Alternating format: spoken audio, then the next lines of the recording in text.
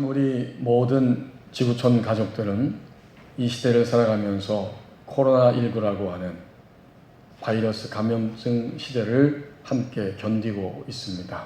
만약에 우리 가족 중에, 우리가 알고 있는 지인 중에 이 코로나19의 확진자로 판정이 된 사람이 있다면 여러분 어떻겠습니까? 그것은 굉장히 충격일 것입니다.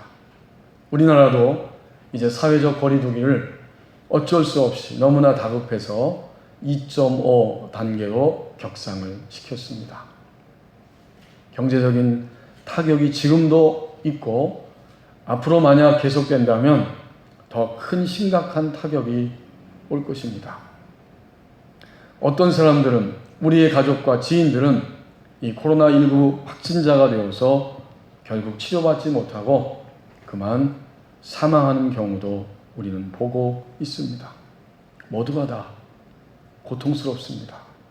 경제적으로, 육체적으로 힘든 시간을 지내고 있는데 그것과 마찬가지로, 아니 그것 이상으로 우리의 몸에 침투한 바이러스 이상으로 우리의 마음을 갉아먹는 이런 마음의 바이러스가 훨씬 더 힘이 듭니다. 불안하고 또 잠을 자지 못하고 화가 나고 또 우리 젊은이들은 학교에 가지 못하고 밖으로 나가지 못하기 때문에 답답하고 그러다가 우울한 마음이 들기도 합니다. 마음이라고 하는 그런 책을 쓴 정신과 의사인 이모석 교수, 그분의 책에 보면 이런 표현을 쓰고 있습니다. 마음이 무슨 무쇠인 줄 아는가? 강하고 견고한 무쇠, 마음이 그런 것이 아니라는 거예요. 마음은 깨지기 쉽고 무너지기 쉽다는 것이죠. 그래서 이 코로나19 시대를 살아가면서 마음도 잘 돌보고 관리해야 한다, 이런 표현을 쓰고 있습니다.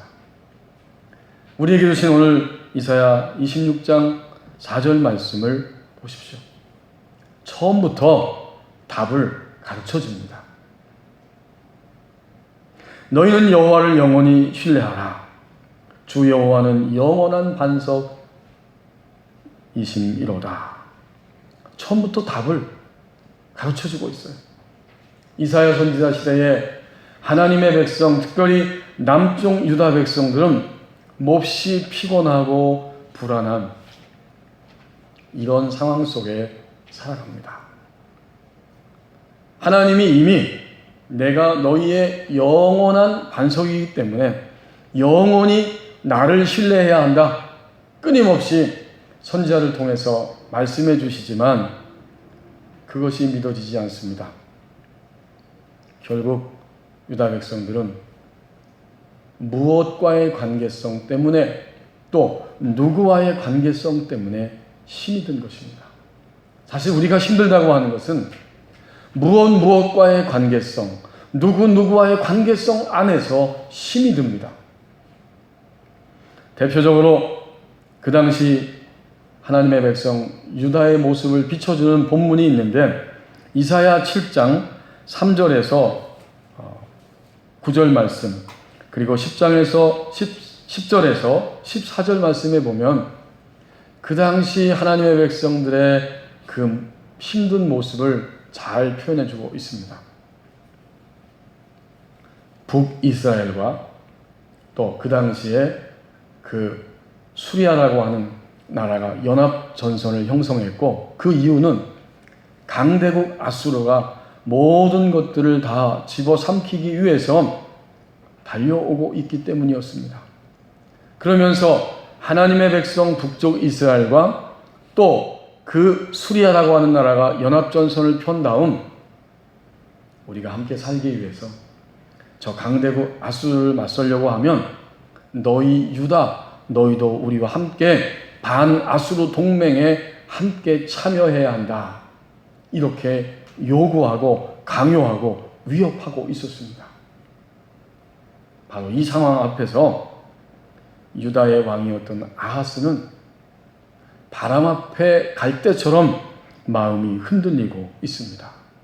하나님이 이사야 선지자를 통해서 유다 왕 아하스에게 말씀하시는 것입니다. 이사야 7장 6절에 보면 우리가 올라가 유다를 쳐서 그것을 쓰러뜨리려고 우리를 위하여 그것을 무너뜨리고 다부엘의 아들을 그 중에 세워 왕으로 삼자 하였으나 주 여호와의 말씀이 그 일은 서지 못하며 이루어지지 못하리라. 그리고 9절 말씀에 북쪽 이스라엘 에브라임의 머리는 사마리아요 사마리아의 머리는 르말리아의 아들이니라.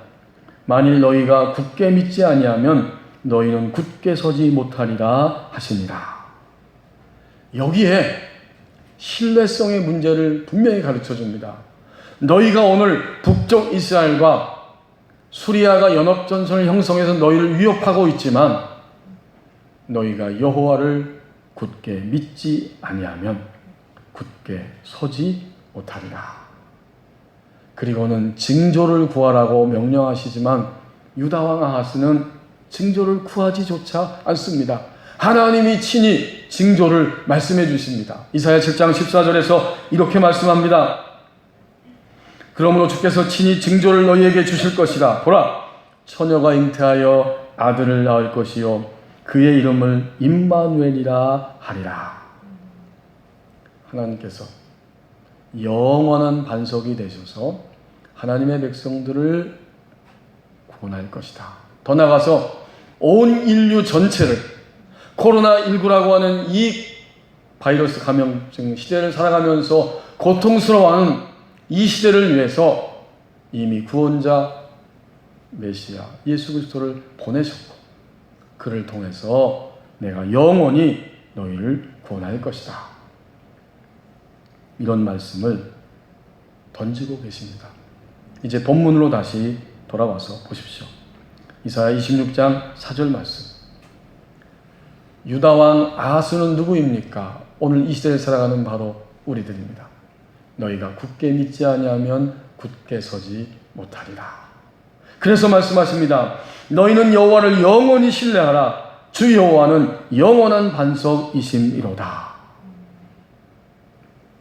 반석은 그 쓸쓸한 아무것도 없는 황량한 광야 가운데 있는 크고 견고한 바위입니다.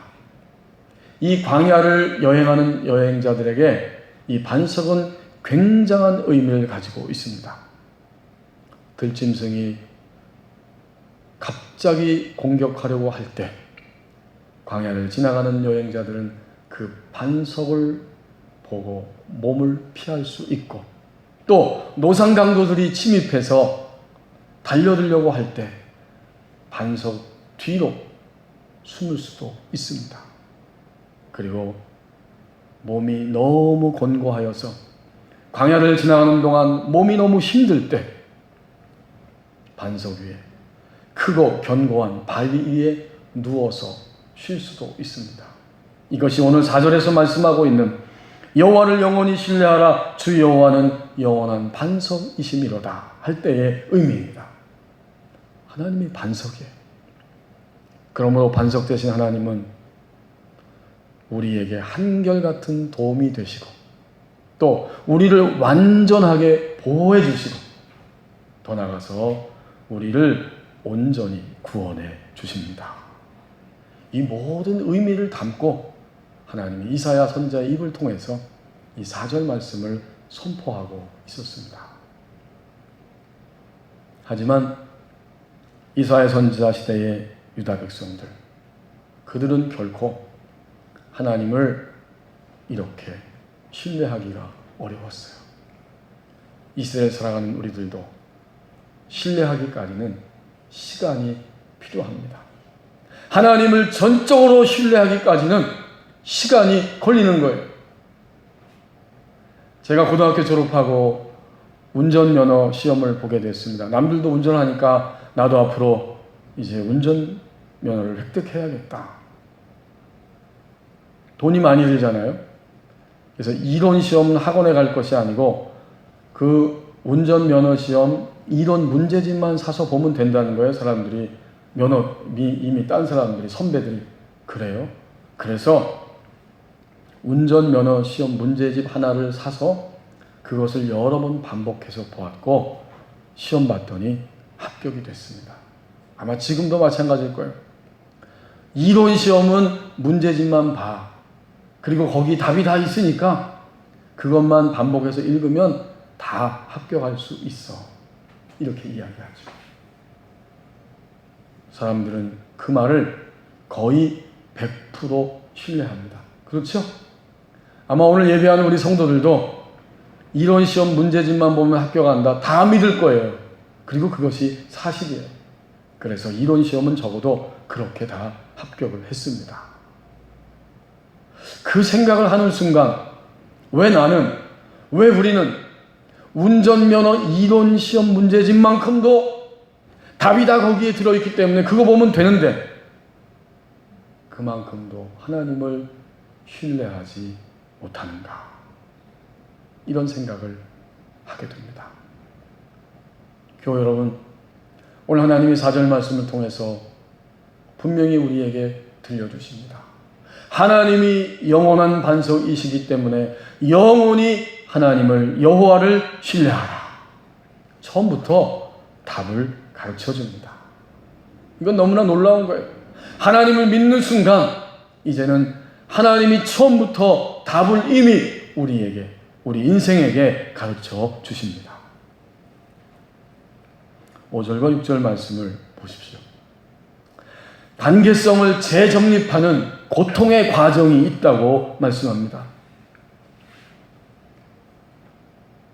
답을 가르쳐 주셨는데 이제는 그 답이 진정한 답이라고 하는 사실을 확신하기까지 이 하나님과의 영원한 관계성을 재정립하는 그런 고통의 과정이 있는 겁니다.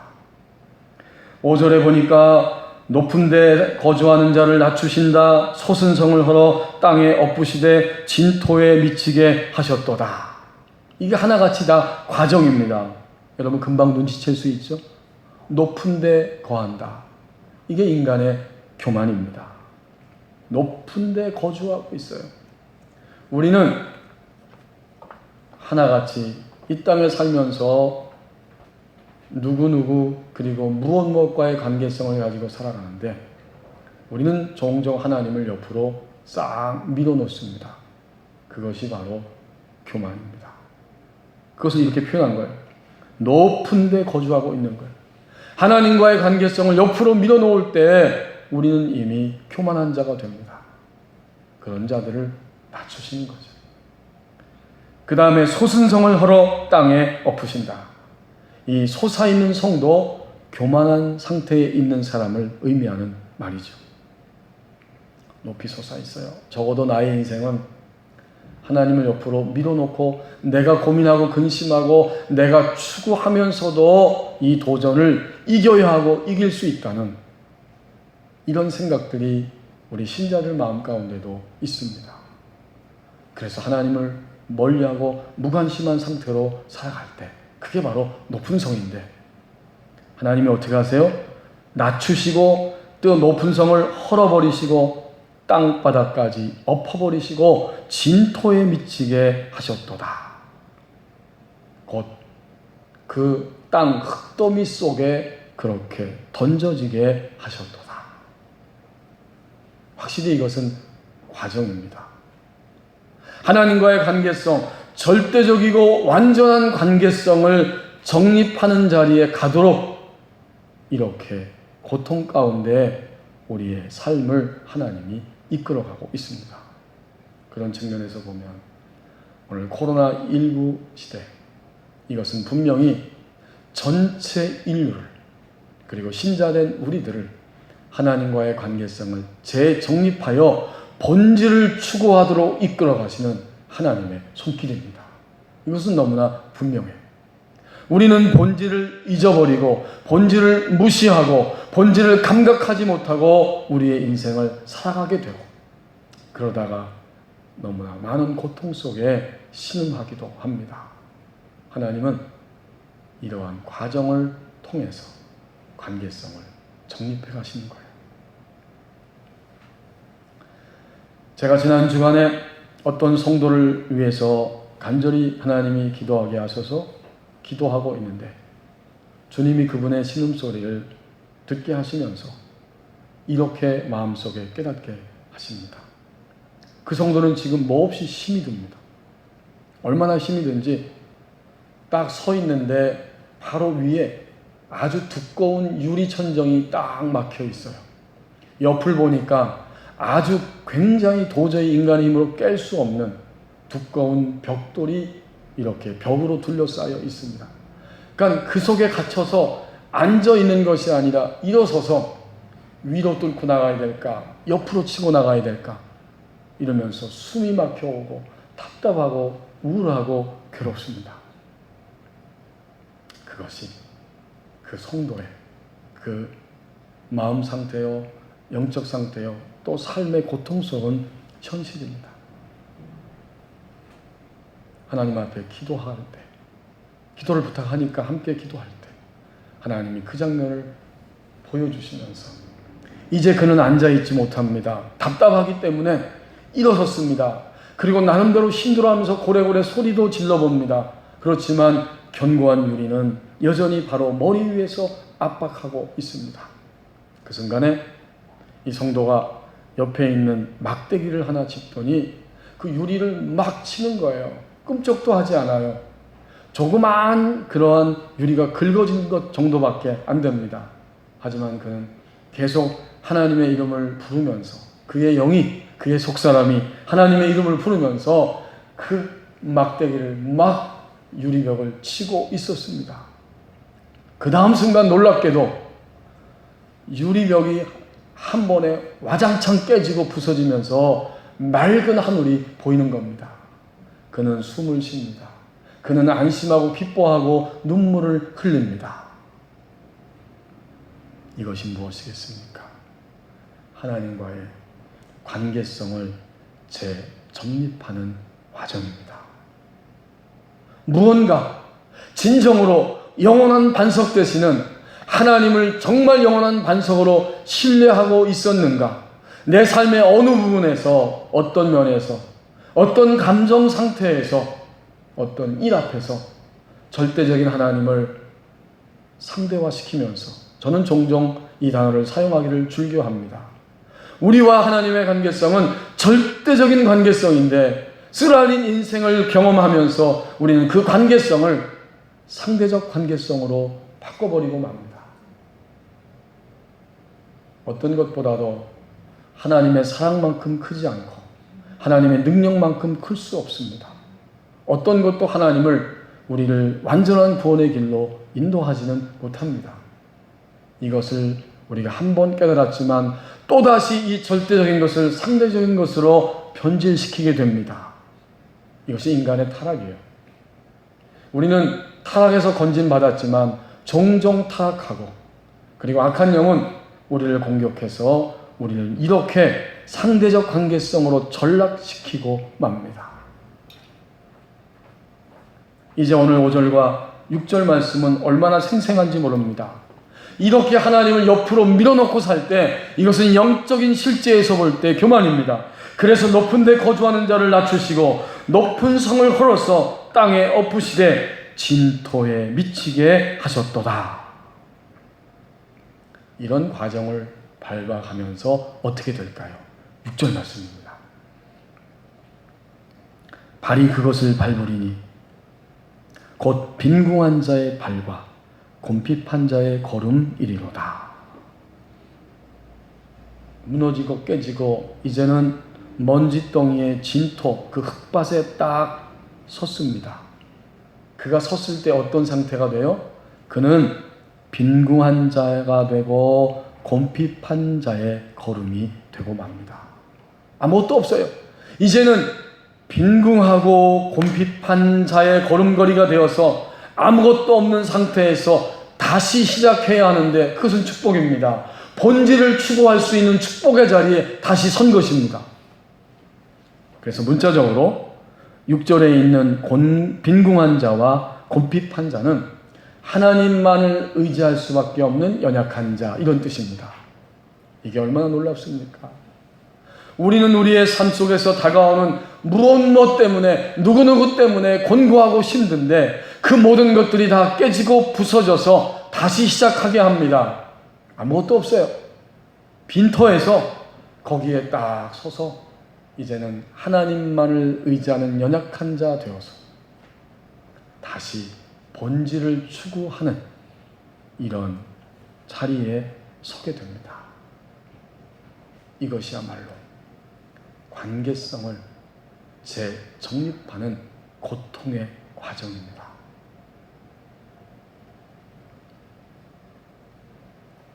기원전 356년에 출생해서 323년에 이 땅을 떠난 알렉산더 대왕의 이야기를 우리는 너무나 잘 알고 있습니다.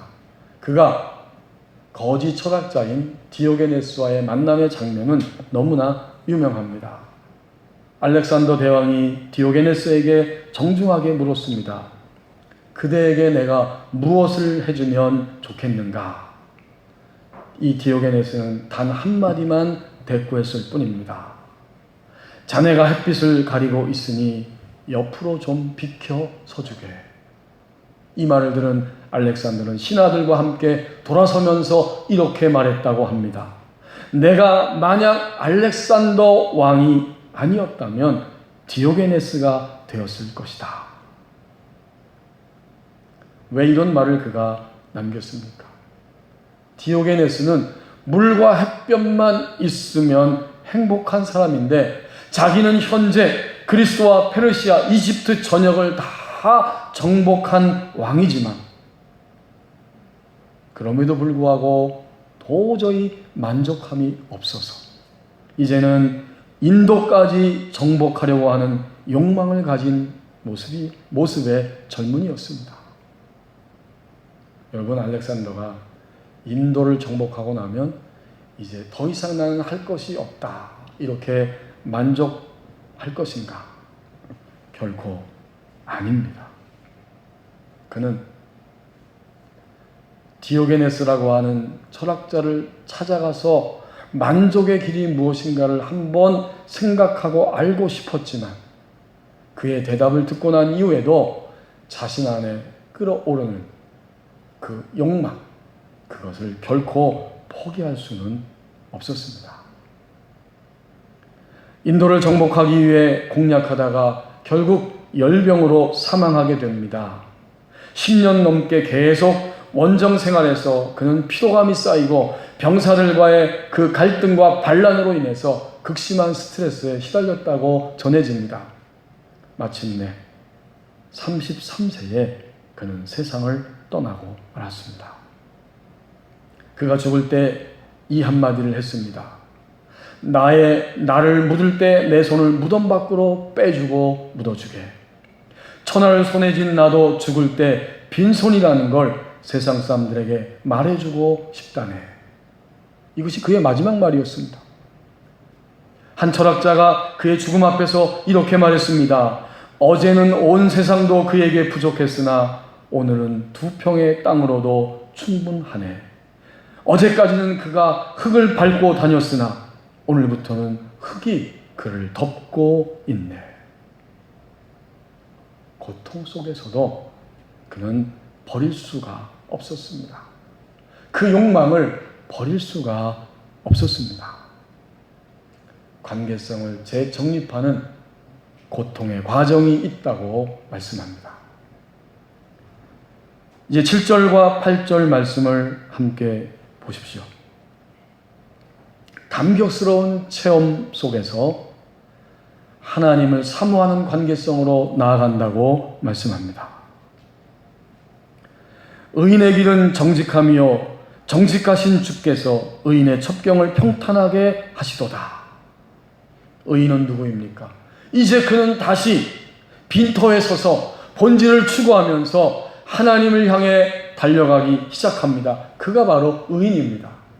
이 의로움은 도덕적인 의의를 포함하지만 이 의로움은 하나님을 향해 앞으로 전진할 때, 하나님만을 향해 전진하고자 할 때, 그것이 바로 의로움입니다.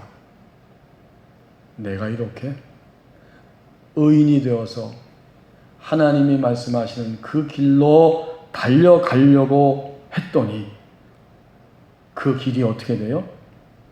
그 길은 정직한 길이 됩니다. 하나님이 원하시는 바로 순수한 그 길이 되고, 하나님은 어떻게 하시는가 보았더니 정직하신, 우리를 향해 언제나 섞인 것이 없이 순수하신 하나님께서 마침내 그 달려오는 의인의 첩경을 평탄하게 하시도다. 이건 뭘까요? 체험입니다. 하나님을 향해 방향을 바꾸고, 사실은 여러분, 방향만 바꾸기로 결단만 해도 벌써 마음의 평화가 와요. 하나님을 향해 달려가고자 결단만 해도 안개가 다 걷히고 어떤 염려도 사라지고, 아버지가 함께 하시고 아버지가 도우시고 이것만이 나에게 있어서 생명이지 라고 기쁨과 감격이 솟아오릅니다. 그리고 그 길을 향해 발걸음을 옮기면 옮길수록 순수하시고 정직하신 하나님이 얼마나 도우시는지, 얼마나 지혜롭게 하시는지, 얼마나 위로하시는지, 얼마나 능력을 베풀어 주시는지, 삶 전체가 마침내 체험이 됩니다. 과연 하나님이 함께 하시고, 하나님이 도와주시고, 하나님이 공급해 주신다. 이게 체험이 되는 거예요. 우리는 체험해야 살 수 있어요.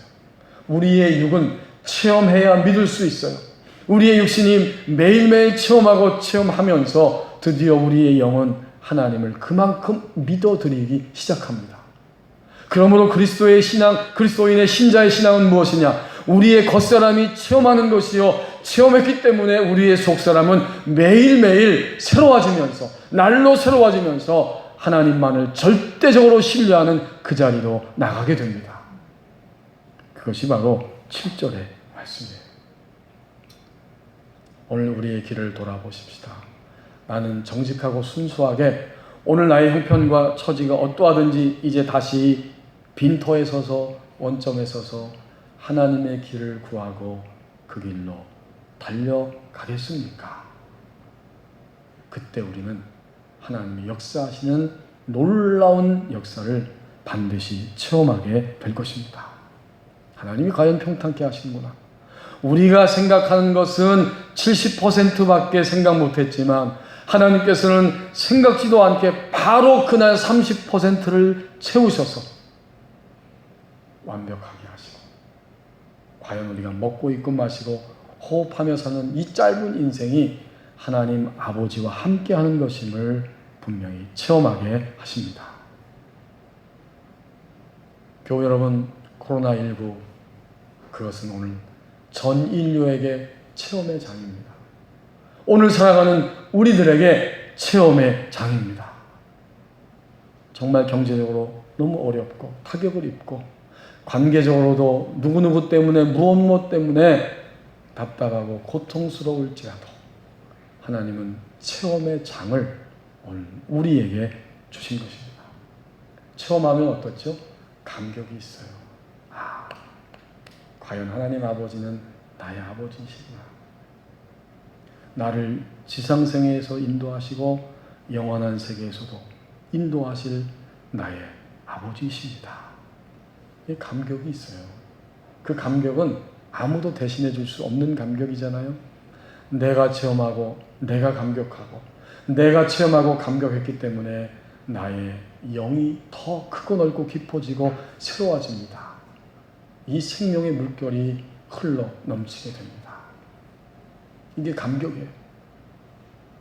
이렇게 체험하면 어떻게 되는가? 8절 말씀입니다. 하나님을 사모하는 관계성으로 나가게 됩니다. 이 8절이 얼마나 믿음의 성숙함의 모습을 오늘 우리에게 세세하게 가르쳐 주는지 보십시오. 체험했기 때문에 그는 이렇게 말합니다. 여호와여, 주께서 심판하시는 길에서 우리가 주를 기다렸습니다. 이제는 하나님, 내가 신뢰하지 못하는 이 육신, 이것을 나의 감정 속에서, 생각 속에서, 현실 속에서, 상황 속에서 하나님이 반드시 처리해 주시고 심판해 주시기를 원합니다. 완전히 기도의 제목이, 가치관이 바뀌어졌어요. 그래서 이렇게 기도하고 있는 겁니다. 여호와여, 주께서 여전히 나를 심판해 주셔야 됩니다. 내 육은 얼마나 강하고 견고한지, 여전히 영원한 반석 하나님을 신뢰하지 못하는 일들이 여전히 있습니다. 이것을 심판해 주시기를 원합니다. 그래서 오늘도 나는 주님을, 심판해 주시는 주님을 기다립니다. 하나님과의 이 관계성, 그것을 사모하면서 그는 지금 이렇게 외치고 있습니다. 그 다음에 믿음의 성숙함이 나타나니까 어떻게 되는가? 그 다음 단계가 나옵니다. 이제 그는 자신이 어떤 존재인지를 확신합니다. 8절 하반절에 주의 이름을 위하여 또 주를 기억하려고. 나는 주님의 이름을 위하여 사는 존재구나.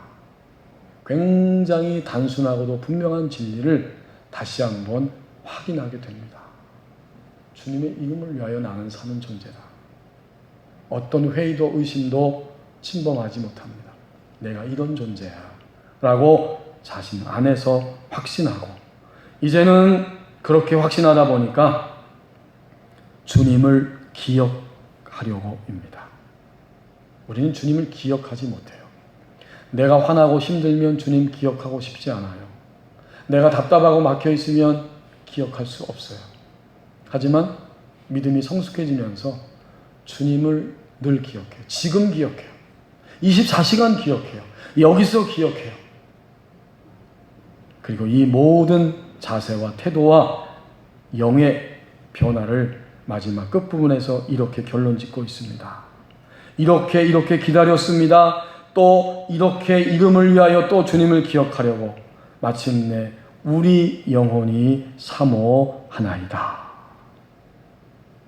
이제 우리는 진정으로 내 육신의 이 모습을 심판해 주시기를 사모하고, 또 항상 주님을 위하여 사는 존재임을 확신하게 되고, 그리고 모든 환경 속에서 주님을 기억합니다. 여러분, 이 기억이 얼마나 중요해요. 기억하는 것은 함께 있는 거예요.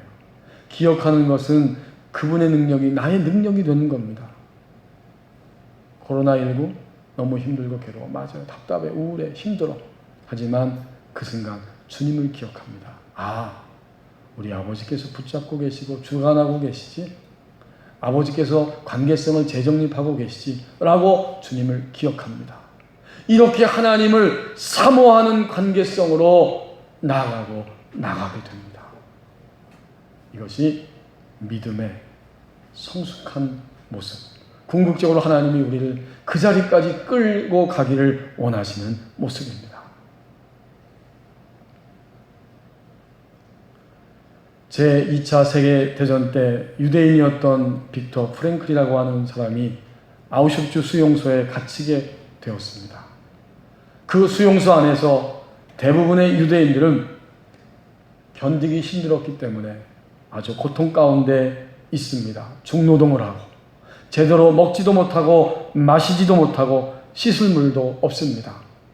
그런데 이 빅터 프랭클은 하루에 한 컵씩 배급받는 물을 반만 마시고, 놀랍게도 반을 가지고 세수도 하고 면도도 합니다. 이렇게 끝까지 자기라고 하는 존재, 자기 몸을 관리하면서 지나가고 있습니다. 그 지독한 환경에서도 나는 이 수용소에서 나가서 나를 기다리는 아내를 만나야 돼 라고 삶의 의미를 놓치지 않고 있습니다. 결국 그는 전쟁이 끝난 다음에 의미 치료라고 하는 이론을 만들어냅니다. 인생에서 아주 힘들 때, 견디기 힘든 어려움이 와도 의미를 발견하면 마음을 지킬 수 있지만 의미를 상실하면 무기력해진다. 바로 이러한 이론입니다. 이런 빅터 프랭클에게 어느 날 의과대학 시절에 은사 한 분이 찾아왔습니다. 그는 존경받는 내과 의사였는데 얼마 전에 아내가 먼저 세상을 떠났어요. 매우 힘들고 우울하고 고통스러운 모습으로 자기의 제자를 그 밤에 찾아왔습니다. 그리고 이렇게 말합니다. 내 마음이 너무 힘들다. 나는 아내가 내 곁을 떠났다는 것 견딜 수 없다. 프랭클, 아내 없는 시간을 사는 것은 더 이상 내가 견디기가 어려워. 그래서 그는 말하기를 나는 자살을 하려고 생각을 하고 있다네. 이게 얼마나 충격적인 이야기입니까?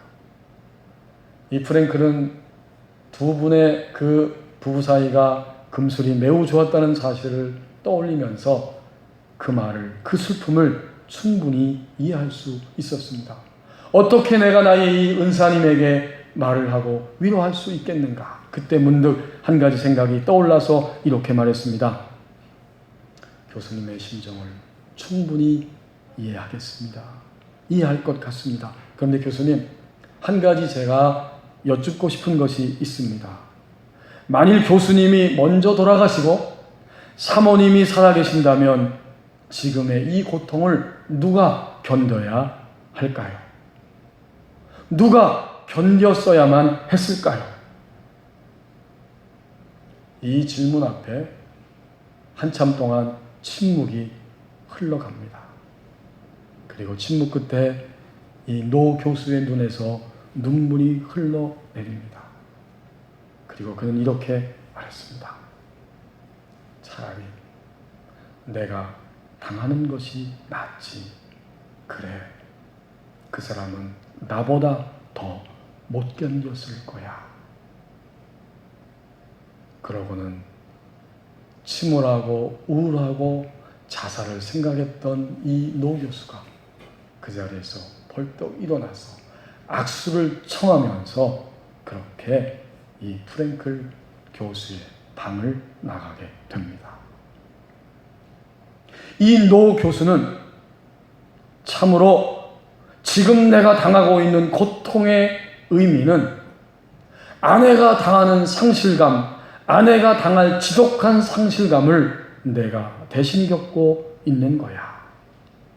여기에서 의미를 찾았고 살아갈 힘을 얻게 됩니다.